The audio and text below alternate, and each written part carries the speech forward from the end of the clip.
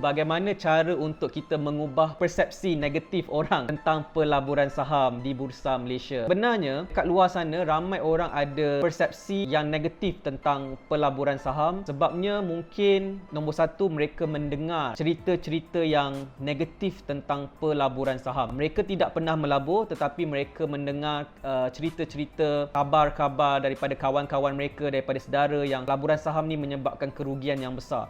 Itu yang pertama. Yang kedua adalah ramai orang juga skeptikal ataupun persepsi mereka negatif terhadap pelaburan saham. Mungkin juga kerana sebelum ni mereka pernah melabur tetapi mereka mengalami kerugian yang besar. Itu juga adalah yang menyebabkan orang dekat luar sana boleh jadi skeptikal dan mempunyai persepsi yang negatif tentang pelaburan saham. Bagaimana caranya untuk kita mengubah mentaliti orang di luar sana adalah tak lain dan tak bukan melalui education lah. Okay, so kalau kita nak ubah mentaliti, jawapannya kita kena berkongsikan cerita-cerita yang betul tentang pelaburan saham. Okay, kita boleh berkongsi tentang success story. Okay, sebab terlalu banyak benda yang negatif dikongsikan di luar sana dan terlalu sikit perkongsian tentang success story dalam pelaburan saham. Okay, jadi apa yang kita nak buat adalah kita kongsikan cerita-cerita yang positif, okay, tentang kejayaan-kejayaan orang menjana keuntungan dalam pelaburan saham. Okay, bagaimana caranya dengan melakukan pelaburan saham, hidup boleh berubah, okay, boleh menjana keuntungan sehingga 4 angka, 5 angka, 6 angka dalam saham. Itulah perkara yang kita perlu banyakkan lagi. Okay, kita buat sharing tentang pelaburan saham ni, okay, dan secara tak langsung ianya akan mengubah mentaliti negatif, persepsi yang negatif tentang pelaburan saham di kalangan orang ramai di luar sana.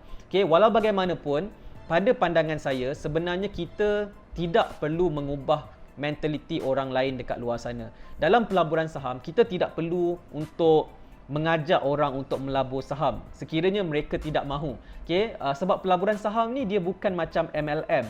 Dia bukannya macam kita kena ambil orang ataupun kita kena dapatkan downline duduk bawah kita baru kita boleh buat duit. Dalam pasaran saham tak ada macam tu. Okay, kita buka akaun CDS, kita boleh beli saham, kita boleh dapat profit bila kita jual saham tersebut pada paras yang lebih tinggi, ataupun kita boleh menjana keuntungan melalui dividen. Okay, semua tu kita boleh lakukan sekiranya kita buat pelaburan saham ni beralaskan ilmu yang betul dan juga strategi yang terbukti berkesan. Okay, kalau orang nak follow kita untuk melabur saham ke, ataupun orang tak nak ikut kita melabur saham ke, tak ada memberikan kesan langsung kepada kita. Itulah kelebihan melabur saham. Okay, jadi kalau ada orang yang skeptikal, persepsi yang negatif, mempunyai persepsi yang negatif terhadap pelaburan saham, okay, it's okay. Okay, share setakat apa yang kita boleh. Okay, dan kalau mereka masih lagi tak suka dan sebagainya, itu rights mereka, itu hak mereka, dan kita teruskan dengan apa yang kita mahu lakukan. Okay, dan kita fokus kepada result kita. Okay, sebab akhirnya nanti kalau kita ada result, okay, mereka juga yang melihat result kita akan berminat untuk mengetahui lebih lanjut tentang pelaburan saham yang kita lakukan. Okay, so result matters. Okay, fokus kepada result. Okay, dan insyaAllah ianya akan membantu anda untuk lebih yakin dengan apa yang anda lakukan. Okay, so hopefully jawapan ini membantu anda.